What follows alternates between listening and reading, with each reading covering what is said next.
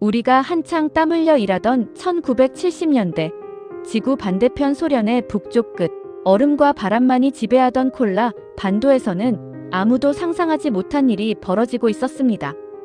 인간이 감히 지구의 속을 파헤치겠다며 드릴을 들이댄 것입니다. 그것도 12km 넘게. 그 구멍의 이름은 콜라 슈퍼딥 보어홀 KOLA SUPERDEP BOREHOLE. 훗날 전 세계가 지옥의 문이라 부르게 된 구멍입니다. 오늘 저는 그 구멍 속으로 여러분을 안내하겠습니다. 1장. 냉전의 땅, 아무도 몰랐던 구멍. 1970년 5월 24일이었습니다. 소련 과학자들은 콜라 반도 북쪽 무르만스크에서 서쪽으로 약 10km 떨어진 얼어붙은 땅에 드릴을 꽂았습니다. 주변에는 아무것도 없었습니다. 침엽수림과 습지, 그리고 끝없이 이어지는 툰드라 뿐이었습니다. 목표는 단 하나였습니다. 지구의 지각을 뚫어라. 그러나 이 사실은 수십 년 동안 서방 세계에 전혀 알려지지 않았습니다. 냉전의 시대였습니다.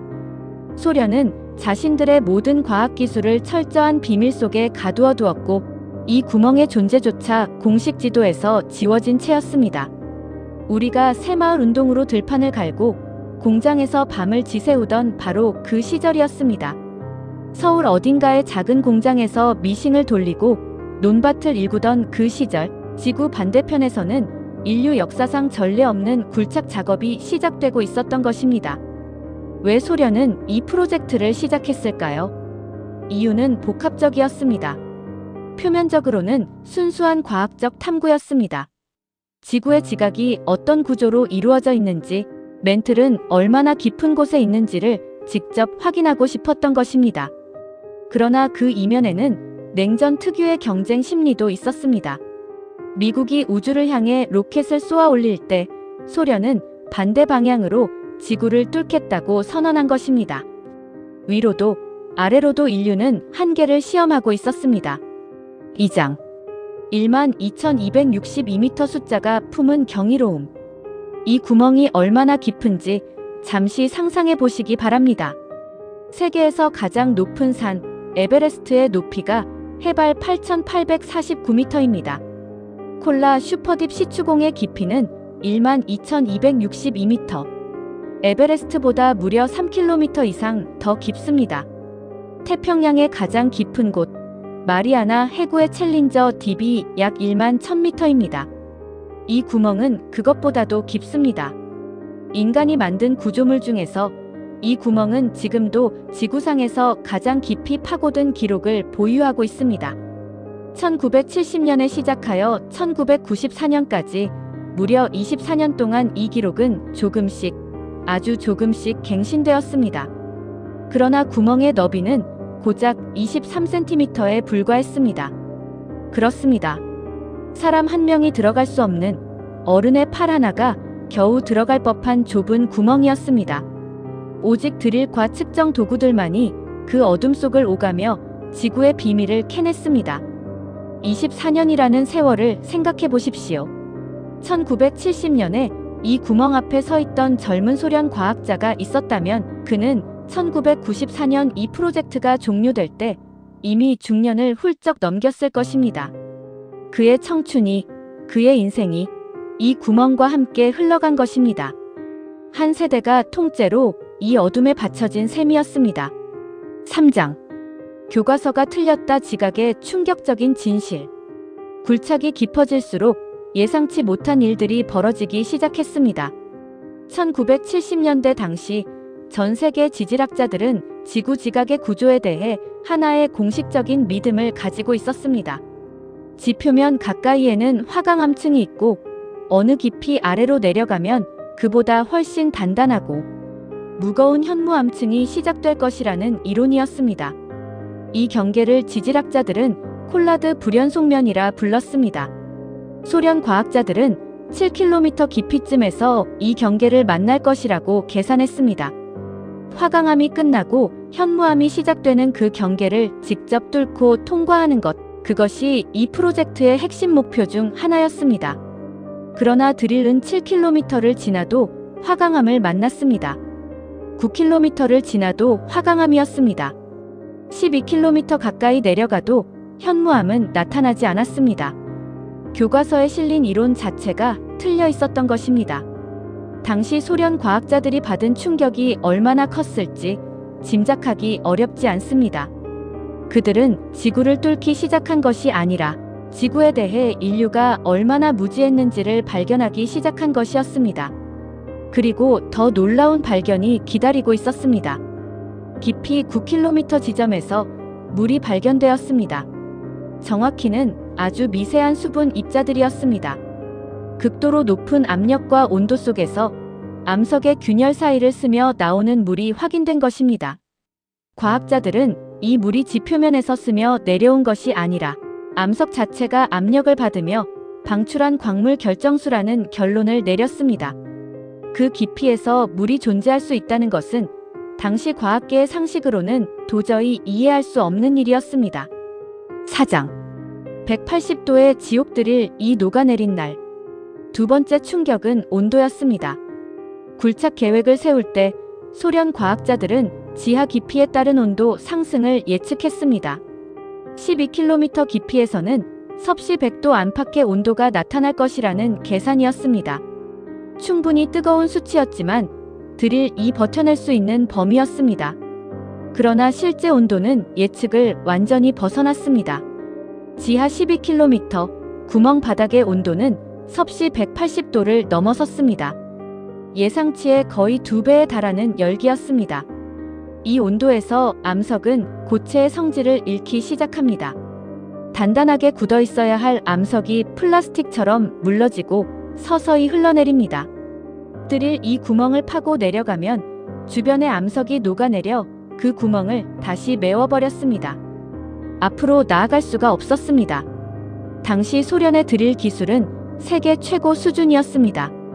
특수 합금으로 만들어진 드릴 헤드, 정밀하게 계산된 굴착 속도, 수십 명의 전문 기술자들.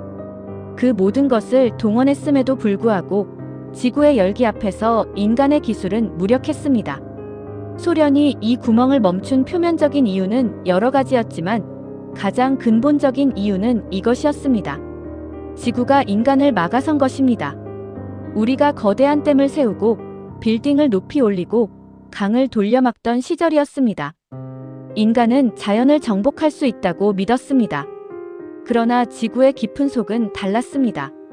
180도의 열기와 수백 기압의 압력 앞에서 인간의 쇠붙이는 그저 작은 장난감에 불과했습니다. 5장 20억 년의 봉인 암석이 품은 기적. 그럼에도 불구하고 이 구멍이 인류에게 남겨준 것들은 실로 놀라웠습니다. 굴착 과정에서 끌어올린 암석 코어 샘플들, 지하각 깊이에서 채취된 원통형 암석 조각들은 지질학의 역사를 다시 써야 할 발견들을 담고 있었습니다. 그중 가장 충격적인 것은 나이였습니다. 지하 깊은 곳에서 끌어올린 암석들의 나이는 20억 년이 넘었습니다. 20억 년. 이 숫자를 인간의 감각으로 느끼는 것은 사실상 불가능합니다. 인류의 문명 전체가 불과 수천 년입니다. 우리가 역사라고 부르는 모든 것, 모든 왕조와 제국과 전쟁과 발명들이 이 암석의 나이 앞에서는 방금 일어난 일처럼 느껴집니다. 그 암석은 지구가 아직 지금의 모습을 갖추지 못하던 시절부터 그 자리에 있었던 것입니다. 더 놀라운 발견이 있었습니다. 지하 약 6km 지점에서 채취된 암석 샘플에서 미세한 화석의 흔적이 발견되었습니다. 과학자들은 24종류에 달하는 단세포 생물의 흔적을 확인했습니다. 극도로 높은 압력과 온도가 지배하는 지하 6km의 생명의 흔적이 있으리라고는 아무도 예상하지 못했습니다. 지구는 우리가 알던 것보다 훨씬 더 오래, 훨씬 더 깊은 곳에서 생명을 품어왔던 것입니다. 이 발견들은 과학계에 조용하지만 거대한 파장을 일으켰습니다. 지구의 내부는 죽은 암석의 세계가 아니었습니다. 그곳에는 인간이 상상하지 못했던 복잡한 지질학적, 화학적 세계가 펼쳐져 있었습니다. 콜라 슈퍼딥 시추공은 인간의 무지를 드러낸 동시에 지구의 경이로움을 새롭게 발견하는 창이 되었던 것입니다. 6장 도시 전설의 탄생 지하에서 들려온 소리. 1989년의 어느 날 핀란드의 한 기독교 방송국이 충격적인 보도를 내보냈습니다. 소련의 과학자들이 콜라 시추공 바닥에 초고감도 마이크를 내려보냈더니 인간의 비명소리가 담긴 음성이 녹음되었다. 그 방송은 이렇게 덧붙였습니다. 지옥의 온도는 섭씨 1100도였으며 과학자들은 두려움에 떨며 작업을 즉각 중단했다. 이 소식은 순식간에 전 세계로 퍼졌습니다. 냉전이 막바지에 이른 시절이었고 소련에 대한 공포와 신비감이 뒤섞인 시대였습니다. 사람들은 수군댔습니다. 지옥이 정말 있는 것이 아닌가? 소련이 지옥의 문을 열어버린 것이 아닌가? 물론 이것은 사실이 아니었습니다. 소련 과학자들은 단 한 번도 구멍 속에 마이크를 내려보낸 적이 없었습니다. 구멍의 직경이 23cm에 불과했으니 측정 장비를 내려보내는 것 자체가 매우 정밀한 작업이었고 음향 녹음 같은 목적으로 마이크를 투입하는 것은 애초에 계획에 없던 일이었습니다. 또한 구멍 바닥의 온도는 섭씨 180도였지 1100도가 아니었습니다. 1100도라면 암석 자체가 용암이 되어야 합니다. 그렇다면 이 도시 전설은 어떻게 생겨난 것일까요? 연구자들은 이 이야기의 출처를 추적했고 최초의 보도는 냉전 시기 반소련 정서가 강했던 일부 기독교 보수 언론에서 시작된 것으로 확인했습니다. 지옥이 존재한다는 종교적 믿음과 소련 공산주의에 대한 두려움이 결합하여 만들어진 이야기였습니다. 그러나 이 이야기는 오늘날까지 살아남아 전 세계 수억 명의 상상력을 사로잡고 있습니다. 어쩌면 그것은 이 이야기가 우리 내면의 무언가를 건드리기 때문일 것입니다. 지옥이 정말 있을까라는 질문은 인류가 문명을 시작한 이래 단 한 번도 완전히 사라진 적이 없는 질문입니다. 그리고 그 질문에 콜라 시추공이 하나의 무대를 제공해 준 것입니다. 비록 과학적으로는 사실이 아닐지라도 이 이야기가 지금까지 살아있다는 것 자체가 인간이라는 존재의 어떤 본질을 보여주는 것 같습니다.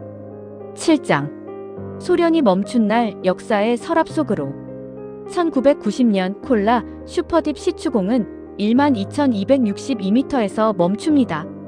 기술적인 문제 때문이었습니다. 극도로 높은 온도와 압력으로 인해 드릴 파이프가 부러지는 사고가 반복되었고 더 이상의 굴착이 불가능하다는 판단이 내려진 것입니다. 그러나 프로젝트는 이후에도 계속될 예정이었습니다. 새로운 드릴 기술을 개발하고 더 깊이 내려가겠다는 계획이 있었습니다. 그 계획을 막은 것은 기술이 아니었습니다. 1991년 소련이 무너졌습니다. 냉전이 끝나고 소비에트 연방이 해체되었습니다. 새로 들어선 러시아 정부는 경제적 혼란 속에서 이 구멍에 더 이상 예산을 투입할 여력이 없었습니다. 수십 명의 과학자들이 24년을 바친 이 프로젝트는 그렇게 역사의 서랍 속으로 조용히 들어갔습니다. 1994년 공식 폐쇄. 이후 이 시설은 서서히 방치되기 시작했습니다. 굴착 장비들은 녹슬었고 건물은 무너졌으며 과학자들은 뿔뿔이 흩어졌습니다. 냉전 시대의 가장 비밀스러웠던 장소가 이제는 아무도 찾지 않는 폐허가 된 것입니다. 오늘날 콜라 반도를 찾아가는 여행자들이 목격하는 것은 이것입니다. 무너진 콘크리트 건물의 잔해, 녹슨 철제 구조물, 그리고 땅 위에 놓인 작은 금속 뚜껑 하나. 그 뚜껑 아래에 인류 역사상 가장 깊은 구멍이 있습니다.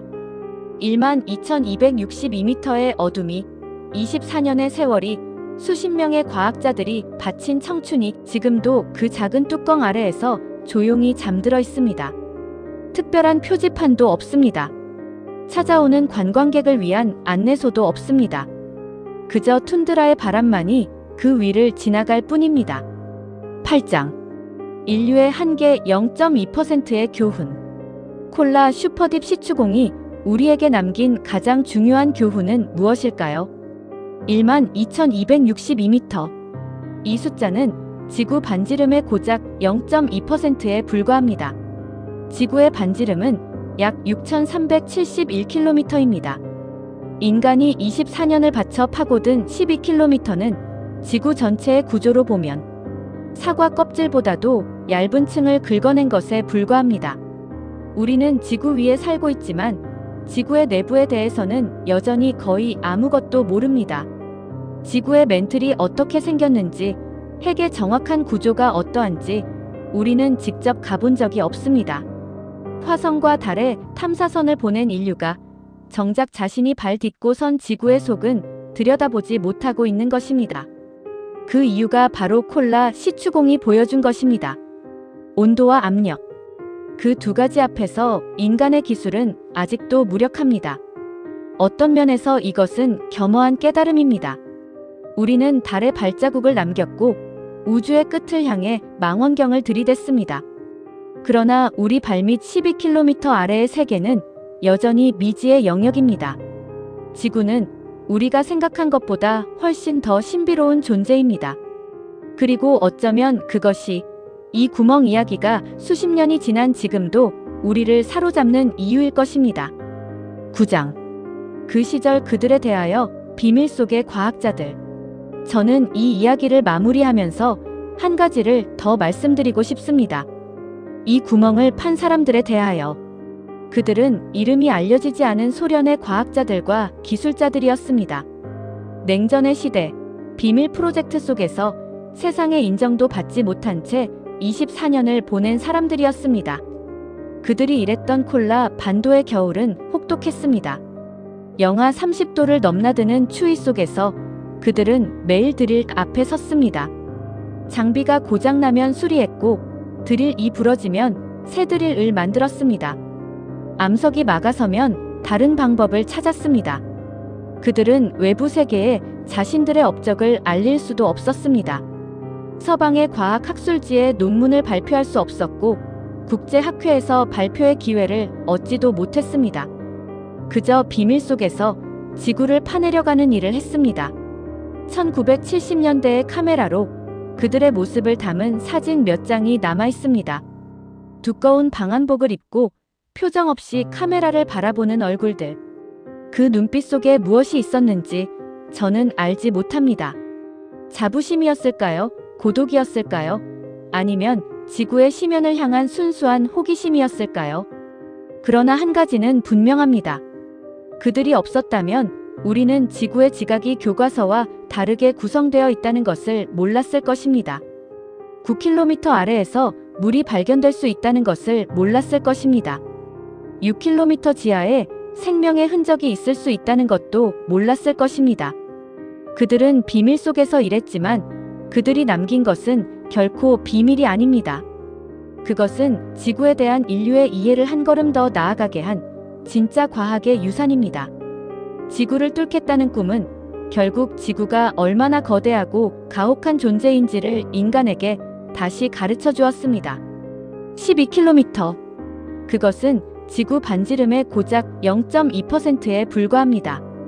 인간이 24년을 바쳐 도달한 곳이 지구 전체로 보면 껍데기도 채 벗기지 못한 수준이었습니다. 그럼에도 불구하고 그 12km가 우리에게 가르쳐 준 것은 방대했습니다. 교과서를 다시 쓰게 했고 생명의 한계에 대한 인식을 바꾸었으며 인간이 얼마나 작은 존재인지를 조용히 일깨워 주었습니다. 오늘날 그 작은 금속 뚜껑은 여전히 콜라 반도의 툰드라 위에 놓여 있습니다. 아무도 찾지 않는 그 뚜껑 아래에 24년의 시간이 잠들어 있습니다. 여러분께 묻고 싶습니다. 만약 그 뚜껑 앞에 서게 된다면 여러분은 그것을 열어보고 싶으십니까? 아니면 어떤 것들은 봉인된 채로 두는 것이 더 현명한 일이라고 생각하십니까? 그리고 여러분이 살아오신 세월 속에서 가장 신비롭게 느껴진 장소나 이야기가 있으시다면 댓글로 들려주십시오. 우리가 땀 흘려 살아온 그 시절, 세상 어딘가에는 언제나 우리가 몰랐던 이야기들이 있었습니다. 다음 시간에도 지도에서 사라진 그 이야기들을 찾아 돌아오겠습니다.